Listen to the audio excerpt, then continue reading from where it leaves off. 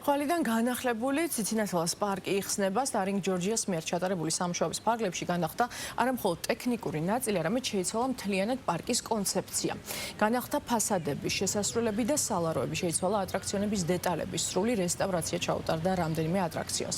აღდგა დინოზავრების პარკი, განახლდა კვების ობიექტები. კარტინგების ზონას კი დაემატა ახალი ტრიბუნა და მანქანები.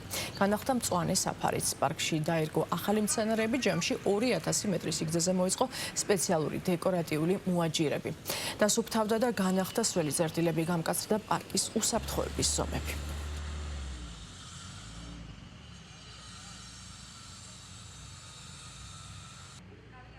პარკში სრულად შეიცვალა ვიზუალური ნაწილი, დაემატა ძალიან ბევრი საინტერესო სახალისო აქტივობა, ახალი ფუდკორტები, ახალი მოსასვენებელი სივრცეები, ძალიან ბევრი გასართობი ზონები ბავშვებისათვის.